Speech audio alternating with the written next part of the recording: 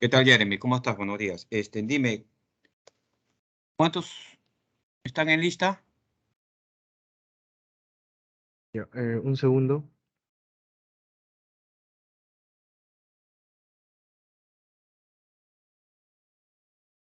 Ya, doctor, tres han faltado, Tres, de ¿no? los 67. Sí, 67, tres.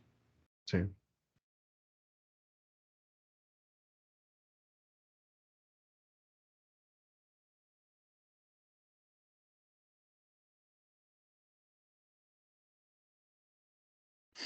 Ya. Bueno, ¿empezamos de una vez?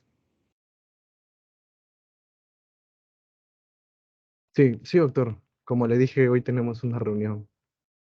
Sí, pero tu reunión es 12:30, por lo que tengo enterado. Sí, pero hasta salir de las casas y todo. Ni que vivieras en Ica. Un poquito más lejos, doctor. Ya. Bueno, este, voy a compartir, ¿ya?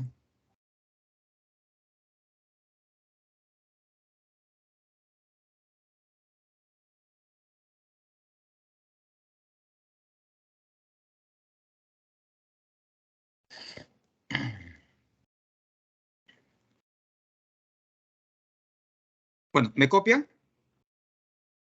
Sí, doctor, sí se la escucha. Ya. Bueno, el día de hoy vamos a hacer un recorrido rápido, pero importante que no podemos dejar de lado para hablar sobre lo que es el metabolismo del hierro, de la vitamina B12 y la vitamina B9, los cuales son componentes muy importantes para la conformación de los elementos formes de la célula, entre otros elementos intra y extracelulares, porque estos elementos participan en una serie de actividades celulares a nivel de todo el organismo. En lo que a nosotros nos atañe, que es la parte de la composición sanguínea, sus elementos formes, es importante porque van a cumplir una serie de acciones que van a permitir los diferentes procesos del metabolismo de estos elementos ya mencionados dentro de lo que son los elementos formes de la sangre, principalmente en el glóbulo rojo.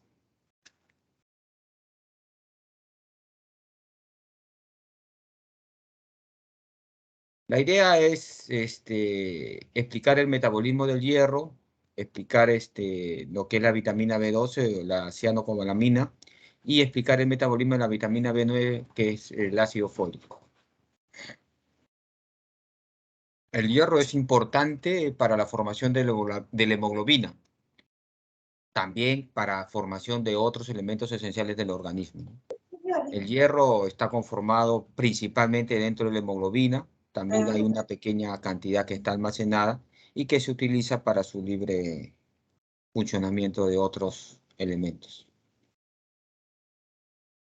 El temario que vamos a realizar el día de hoy es vamos a hablar un poco sobre el hierro. Básicamente vamos a entrar en lo que es el transporte y metabolismo del hierro, lo que es el metabolismo del ácido fólico y de la cobalamina.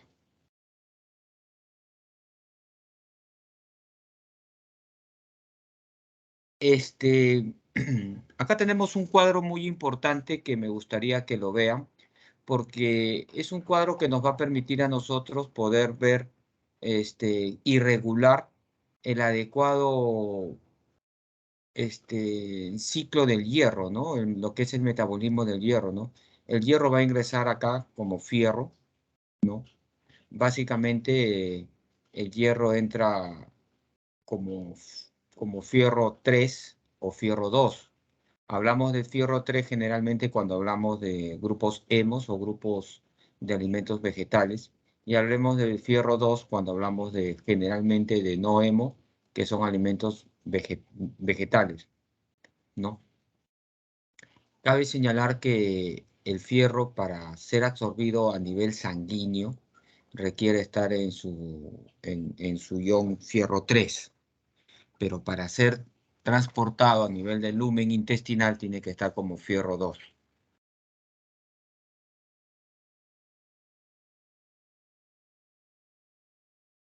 Acá tenemos un cuadro un poquito más didáctico, por así decirlo, ¿no? a nivel del duodeno. Jeremy, se ve el puntero, ¿no? Sí, sí, doctor, la flechita. Ya. Bien. A nivel del duodeno, tenemos el hierro que viene de la ingesta de la dieta, ¿no? Todo el hierro, obviamente, más o menos no es absorbido, se absorbe entre 1 a 2 miligramos al día, ¿no? O sea, tú puedes ingerir muchas cantidades del hierro, pero el organismo es sabio. El organismo necesita solamente una cantidad y esa cantidad la coge y el resto la desecha, la excreta, ¿no? O sea, hay pérdida también de hierro a través no solamente de lo no digerido, sino también de las implicancias de las destrucciones o descamaciones de ciertas células, ¿no? Entonces, este hierro se absorbe, ¿no? Se absorbe, hay un transporte de hierro y acá tenemos que a nivel ya de la sangre, ¿no? este, es transportado por la transferrina, ¿no? Este transporte lo lleva o bien a otras células o bien a lugares de almacenamiento, ¿no? Como principalmente el sistema reticuloendotelio del hígado y del vaso, donde se almacena hierro. No en grandes cantidades, pero sí en las necesarias como para algunas producciones que se van a requerir. También en este hierro, a través del plasma unido a la unión de la proteína transferrina, es unido a otras células, ¿no? Es unido a otras células como la mioglobina, por ejemplo, ¿no? O sistemas inmunógenos, etcétera, etcétera, ¿no? Y también básicamente este hierro va a ir a lugares eritropoyéticos, como es la médula ósea, el mismo vaso inclusive, donde se va a producir la eritropoiesis, la conformación del eritrocito. Ya hemos hablado de este tema, ¿no? Con el famoso grupo hemo, que son 4 cadenas y que se forma la hemoglobina. Y cumplidos más o menos los 120 días de edad del glóbulo rojo, más o menos, ¿no? Mediante un reciclado o una destrucción por parte de los macrófagos, principalmente ubicados en el vaso, no se produce la destrucción de estos eritrocitos, los cuales, ¿no? Van a ser recaptados rápidamente en su gran mayoría, ¿no? En su gran mayoría se recapta estos eritrocitos, ¿no? Y muy poco es el aporte de la dieta, ¿no? O sea, generalmente el ser humano vive del hierro reciclado del día, ¿no? Y eso lo reutiliza.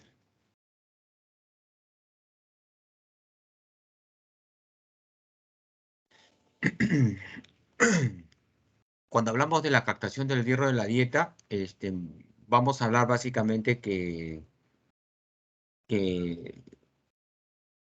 la captación es pobre, ¿no? Es entre 1 a 2 miligramos que nosotros vamos a absorber al día, más o menos, ¿no? Básicamente hay dos tipos de productos, ¿no? Que es el hierro hemo, que generalmente se encuentra en las carnes, ¿no? Carne de pescado, en las aves, en las vísceras, ¿no? Por eso tanto se recomienda la sangrecita de pollo, de otros animalitos, bueno, ¿no?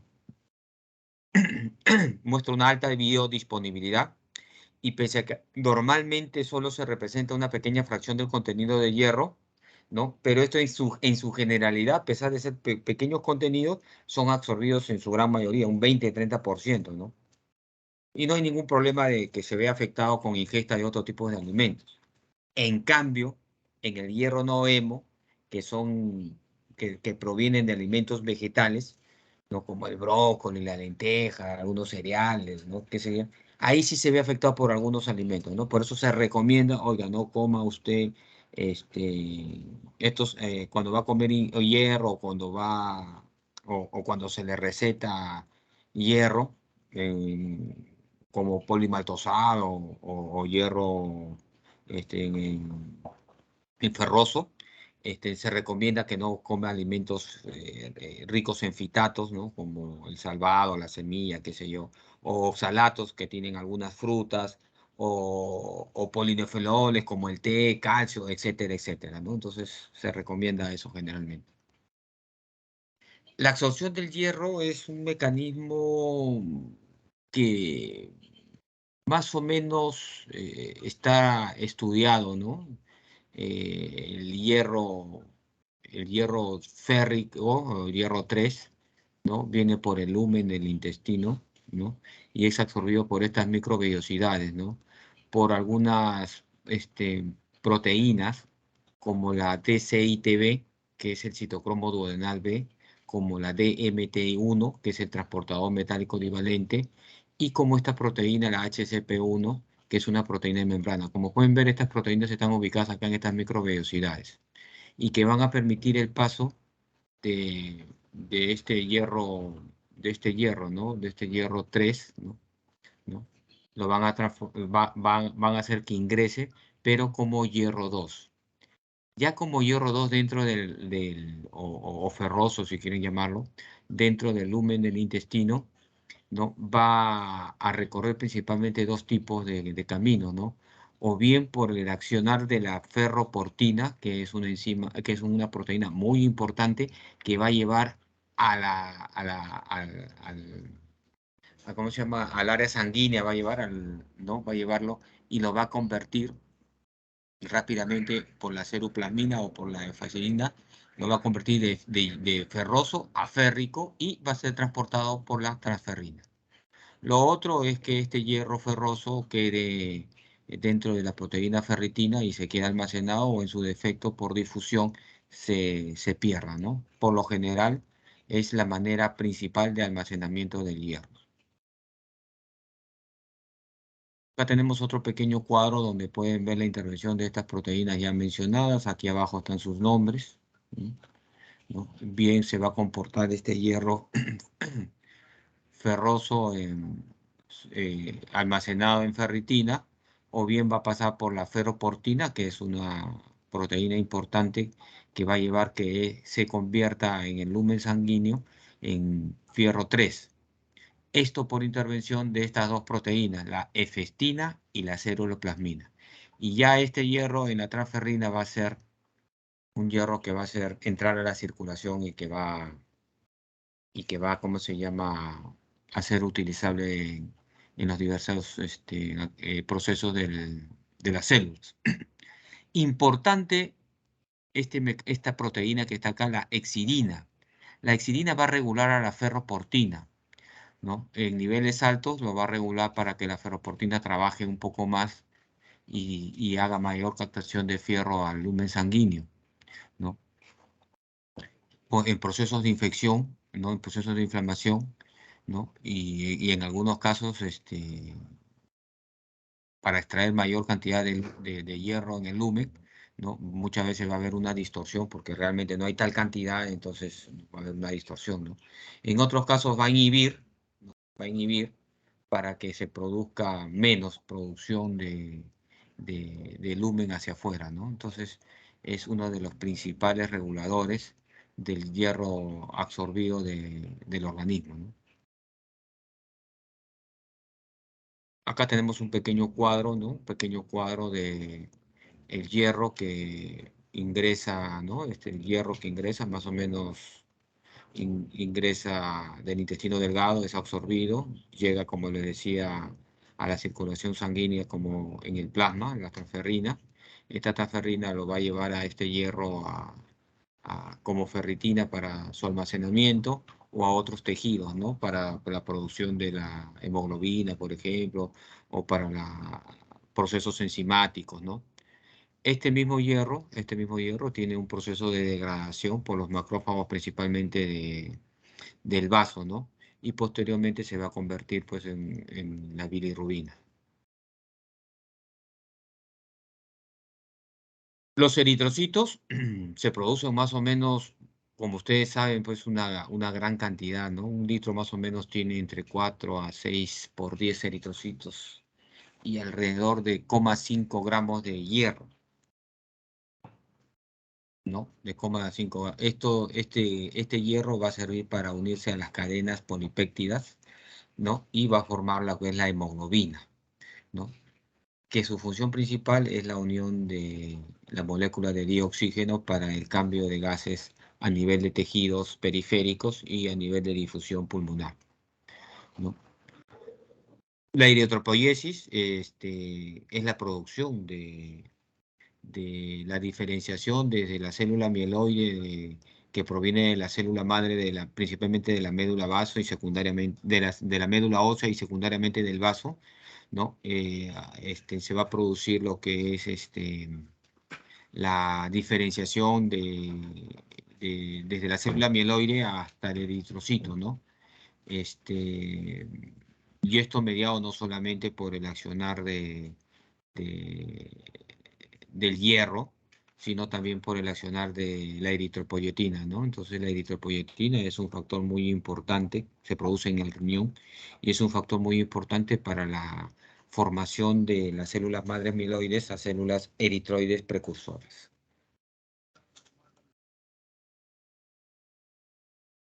El mismo macrófago, acá tenemos un macrófago del vaso, de alguna manera va a estimular, ¿no? Va a estimular, ¿no? Mediante la presencia del hierro, va a estimular la conformación, o sea, la diferenciación desde la célula madre, ¿no? Va a la célula linfoide y al grupo eritroide, ¿no? Hasta la enucleación, ¿no? La conformación con hierro y la formación del eritrocito que se va a liberar al componente sanguíneo. La degradación del eritrocito básicamente se va a producir a nivel de los macrófagos del retículo endoplasmático, ¿no? Principalmente en el vaso. Hay otros órganos hemocateréticos, pero principalmente es el vaso, ¿no? El eritrocito, como ustedes bien saben, tiene una vida entre 90 a 150 días, un promedio de 120 días, ¿no? Su degradación se va a producir mediante dos mecanismos. Un mecanismo de oxidación que va a ir de frente al citosol, y lo va a convertir en un fierro 2 y de ahí ser transportado a la ferroportina. Y nuevamente, mediante las ya mencionadas proteínas, la cerroplasmina y la enzima, va a transformarse en hierro férrico para ser transportado a nuestra ferrina. El otro mecanismo es mediante estas dos enzimas, que es la DMTI1 o proteína 1 y solonogram 1, ¿no? Que van a hacer que este fierro 2 pase directamente a la ferroportina y nuevamente sea degradada y siga el mismo mecanismo, ¿no? Este, es importante, como ya les había mencionado, esta proteína, la ferroportina, porque es la que va a transportar el fierro 2 o, o el óxido ferroso, lo va a transportar a el lumen sanguíneo para convertirlo en fierro, en hierro férrico, ¿no? Para que nuevamente este hierro férrico sea el utilizado, ¿no? El almacenamiento básicamente se va a dar mediante la proteína ferritina, ¿no? En el hígado, vaso y músculo esquelético. Otra proteína de almacenamiento es la hemosiderina, que es un derivado de la ferritina. No se tiene muy bien su sistema molecular de estas proteínas, pero se sabe que tiene ese factor de almacenamiento. Como ya les había dicho, la proteína esta, la hexidina, que es una cadena de 25 aminoácidos, más o menos, en trastornos inflamatorios va a hacer que incremente la función de la ferroportina para que haya mayor intercambio de fierro 2 a fierro 3 y sea libre la circulación, ¿no?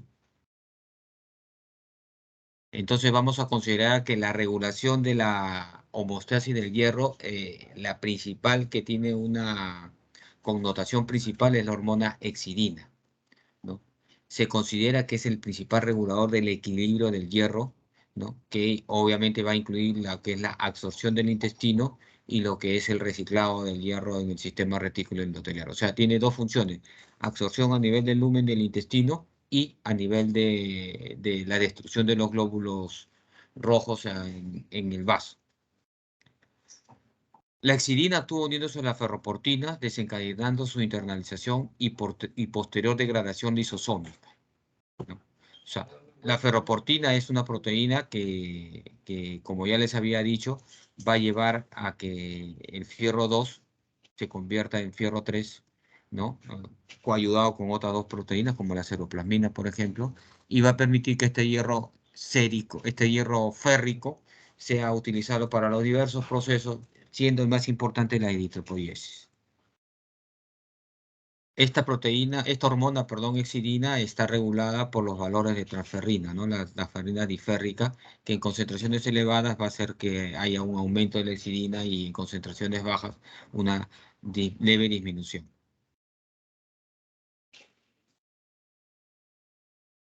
Entonces, la inhibición de la expresión de la exidina por la actividad eritropoyética va a desempeñar un papel fisiológico fundamental.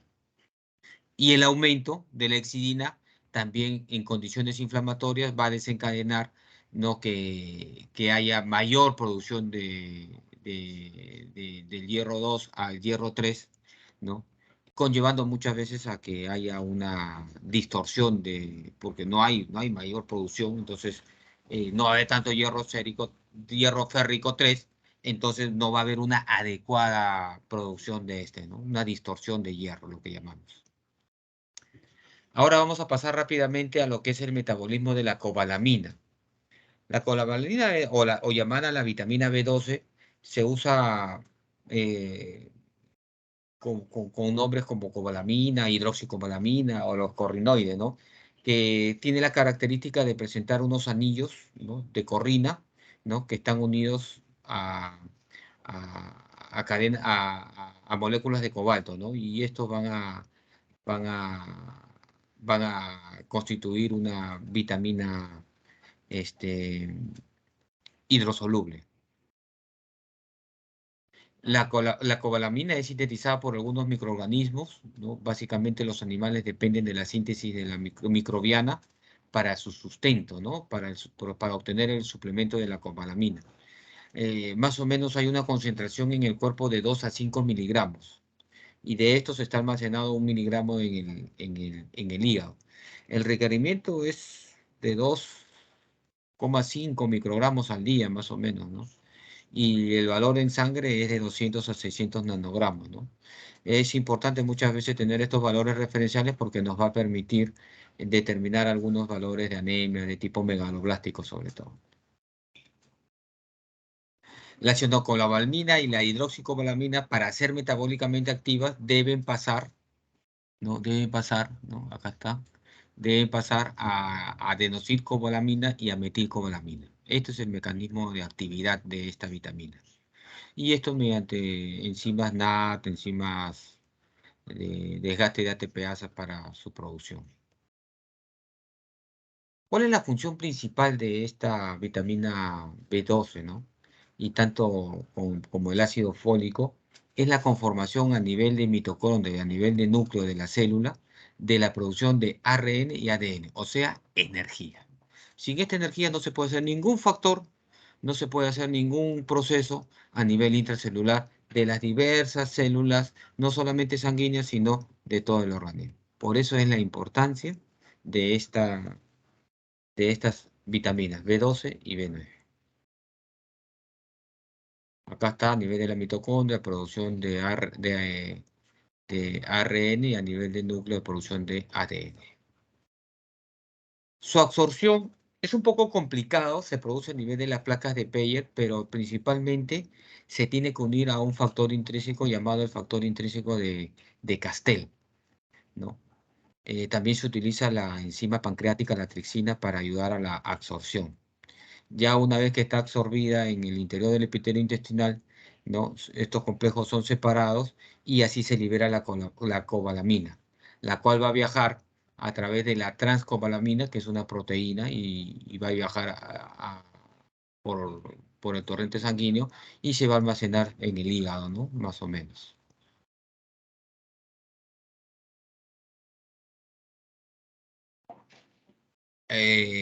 Hay ciertas causas de que no haya el valor adecuado de vitamina B12, como podría ser una inadecuada dieta, ¿no? Generalmente, por ejemplo, los pacientes vegetarianos o aquellos que quieren ser veganos, qué sé yo, si no ingieren alimentos animales, van a tener que ingerirlo mediante suplementos, si no van a tener problemas o patologías melagoblásticas, ¿no?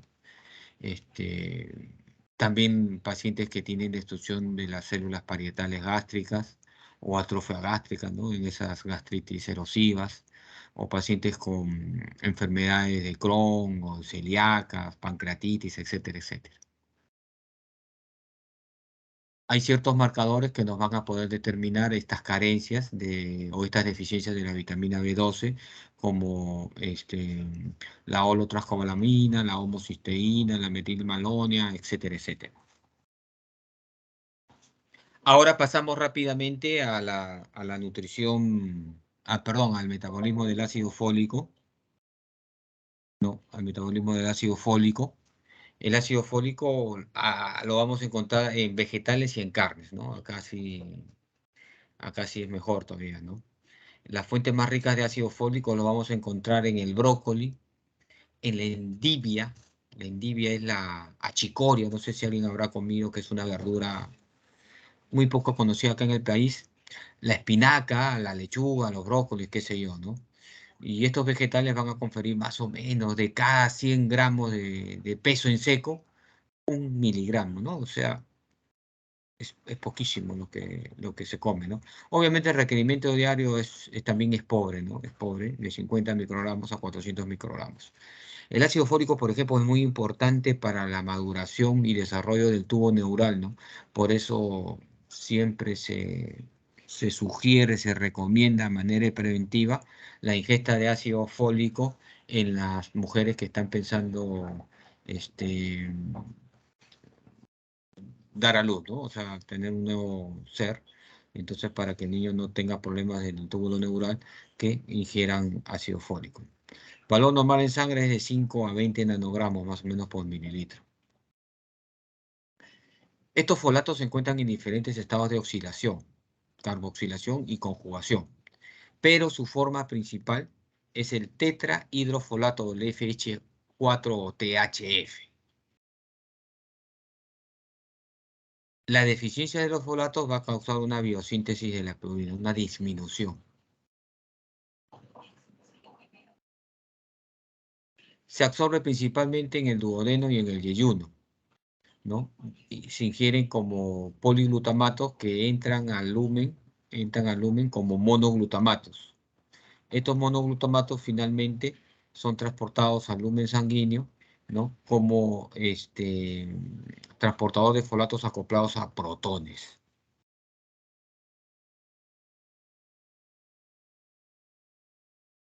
Y ya a nivel intracelular van a existir en forma de poliglutamatos, y en el 75% de estos folatos están presentes en los eritrocitos y leucocitos, ¿no? En el plasma como monoglutamato, y es transportado a las células por la albúmina. Los poliglutamatos son superiores a los monoglutamatos como sustratos de reacciones enzimáticas.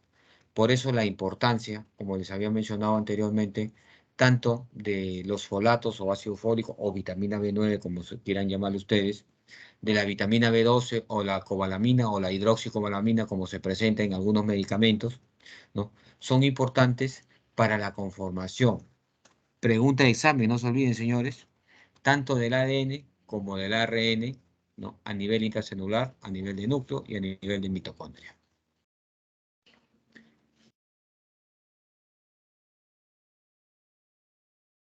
¿No? Entonces, como les había mencionado, ya una vez que el ácido fólico ingresa a la célula, ya puede ser transformado como trihidrofolato por la vitamina B.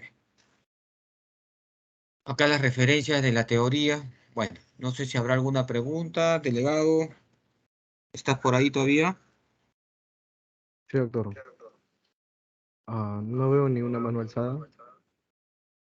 Doctor, Bueno, hemos tratado de hacer una clase rápida, dinámica. Les voy a mandar eh, 2 artículos, básicamente de lo que es el metabolismo de la vitamina B12 y la vitamina B9, y un artículo de lo que es en el metabolismo del hierro para complementar esta exposición, ¿no? Tengo entendido que el día de hoy van a conllevar algunas reuniones previas a la finalización de la unidad y del curso también, pues, ¿no? Van con el delegado y los coordinadores. Por eso hemos tratado de hacer una clase bastante práctica, bastante dinámica y sobre todo que sea lo más entendido posible. doctor, hay una mano alzada. A ¿Quién hace ver, pregunta? Doctor, buenos días. Una consulta, ¿Con quién tengo ¿qué el gusto? forma Disculpa, hijo. de ir Carpio? Ah, dime, hijo. ¿Qué forma del ion hierro es la que se absorbe con mayor facilidad en el lumen intestinal? Porque en la imagen se vio que es el ion ferroso. Claro, o sea, a ver, vamos a ver un ratito. Vamos a ver este cuadrito. Vamos. Como dicen, vayamos al mapa.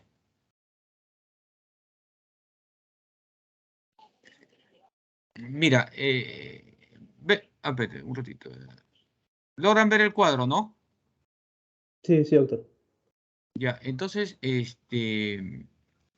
hay dos tipos, o sea, primero que nada, esto es muy importante, ¿no? Porque, por ejemplo, nosotros, los pediatras, bueno, yo soy pediatra, como ustedes saben, siempre nos vemos enfrentados a niños que vienen por diversas patologías, pero que muchas veces complementariamente, en su gran mayoría y lamentablemente, vienen acompañados de anemias. La principal déficit de anemia es por fierro.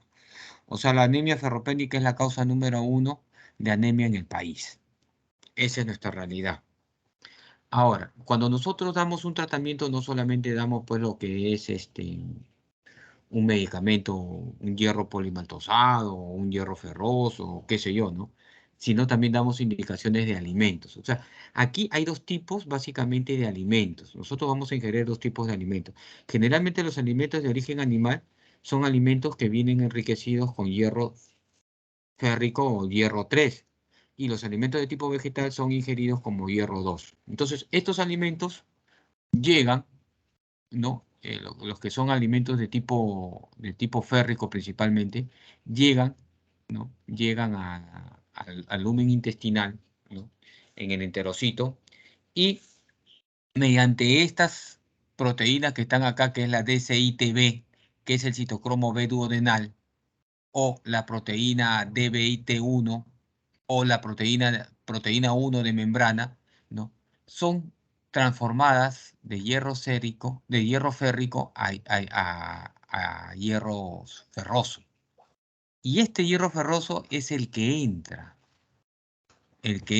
al lumen del enterocito. Entonces, a tu pregunta, al organismo ingresa como hierro 3, pero al enterocito, mediante el mecanismo de estas proteínas, a nivel de las vellosidades intestinales, ingresa como hierro 2. Pero este hierro 2, para que ingrese al vaso sanguíneo, al torrente sanguíneo, tiene nuevamente que transformarse en hierro 3 para que este hierro 3 sea transportado por la transferrina. O en su defecto, este hierro 2 va a quedar dentro del lumen del enterocito o de otras células almacenadas en la ferritina como hierro 2. No sé si está clara la pregunta, la respuesta. Sí, sí, doctor. Doctor, y un medio ácido es justamente lo Un que ayuda a poquito más fuerte convertir. puedes hablar, hijo, no te escucho bien. Ya, doctor. Y justamente un medio ácido es el que ayuda a convertir de férrico a ferroso, ¿verdad? Para poder atravesar el enterocito. Perdón, hijo, no te escuché bien. Ah, ya. Un medio ácido es el que ayuda a convertir justamente el ion férrico a ion ferroso para que puedan atravesar el enterocito, ¿verdad? Más que un medio ácido, lo que se ha visto es que hay ciertos alimentos que bloquean la buena absorción de, de ciertas sustancias, ¿no? Sobre todo, por ejemplo, los alimentos de origen vegetal, ¿no? Hay ciertos alimentos de origen vegetal que está demostrado, por ejemplo, los fitatos, los oxalatos, los inhibidores de protones, que son medicamentos, ¿no? Entonces, hay ciertos medicamentos que inhiben esta absorción, ¿no? Y cuando hablamos pues de mecanismos ácidos y si hablamos de inhibidores de protones, pues entonces hay una similitud, ¿no? Entonces, y también hay otros alimentos potenciadores, ¿no? Potenciadores, como son la vitamina C, por ejemplo, o tejido muscular de aves, de carne, ¿no? Por eso no sé si ustedes han oído mencionar cuando dicen, oye, cuando te comas tu lenteja, échale un poco de limón. No sé si han oído hablar eso de que dicen de las abuelitas, ¿no? Bueno, mi abuela me lo decía, ¿no? Le echaba un poquito de limón ¿cómo se llama? A la lenteja o al hígado frito para que se absorba bien. No, no el hígado, ¿no? En sí, sino pues el hierro. Pues esa era la creencia, pues, ¿no? Cierto. ¿Alguna otra pregunta, mi querido Jeremy? Sí, sí, doctor, una consulta. Justo había mencionado como inhibidor a los oxalatos, ¿no? Yo tengo entendido que ellos pues dificultan la absorción del hierro, ¿no? Pero ¿cuál es el mecanismo, doctor? ¿O cómo es o sea, cómo se produce esta disminución de la absorción? O sea, se supone que actúan a nivel de las proteínas que ya les había mencionado, ¿no? A nivel de la citocromo B duodenal, de la proteína transportadora de hemo 1 o de la proteína transportadora de metales equivalentes o conocida como la proteína 1. A ese nivel se supone o sea, su mecanismo no está muy bien, o sea, muy bien diferenciado, pero básicamente sobre ese nivel de absorción es donde actúa. Ah, ya, pero el mecanismo, doctor, o sea, ¿cómo realiza esa disminución de la absorción? Simplemente impidiendo que el fierro 2 se transforme perdón, que el fierro 3 se transforme en fierro 2 e ingrese al lumen del enterocito, ¿no? Acuérdate que hay 3 pasos. El hierro 3 tiene que ingresa al intestino, tiene que ingresar al intestino, o sea, para la absorción intestinal como hierro 2. Ese es el paso número 1. El paso número 2 es que este hierro 2 se vaya por 2 mecanismos, directamente por la ferroportina a la sangre para transformarse en hierro 3 o directamente a la ferritina para ser almacenado o en su defecto excretado. Y el paso 3 es que el hierro 3 ya en la sangre y transportado por la transferrina sea utilizado en los diversos procesos o actividades celulares del organismo, principalmente la eritropoiesis.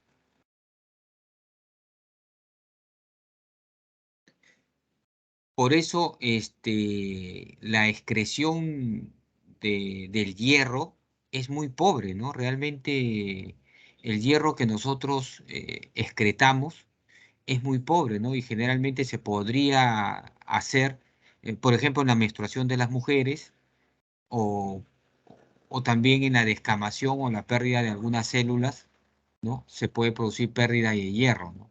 Pero en general, la gran mayoría de hierro que es destruido a nivel del retículo endotelial del vaso, de los macrófagos del vaso, ¿no? Son reciclados, ¿no? Entre 20 a 25 miligramos son reciclados y nuevamente reutilizables, principalmente para la eritropoiesis. Y asimismo, así como lo que se excreta, les decía yo, el organismo es tan sabio, lo poco que ingresa también se absorbe, ¿no? O sea, yo puedo comer de repente, no sé, 40, 50, 60 miligramos al día de hierro. No necesariamente esa cantidad yo voy a absorberla. La absorción es mínima también, ¿no? Va entre 1 a 1,2 miligramos, no más al día.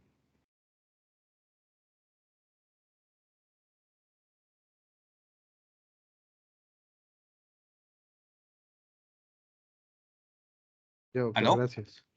Sí, doctor, gracias, ¿se escuchó bien? No hay otra pregunta más, doctor, al parecer. Ya, mi querido Jeremy, bueno, cumplí con lo que te dije, 8:34.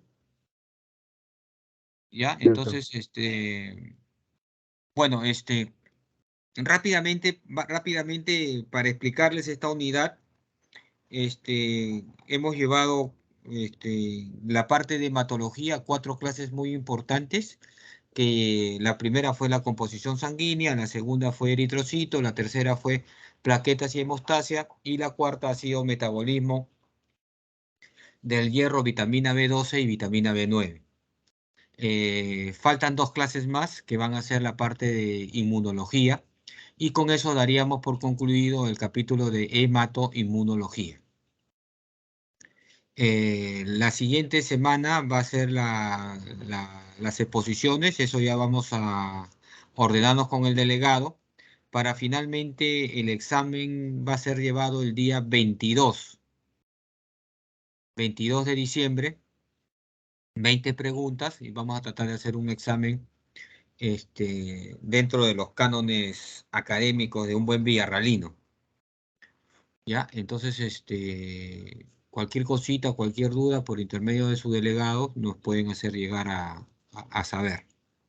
¿Ya? Bueno, que tengan un buen día. Ya estamos coordinando con el delegado.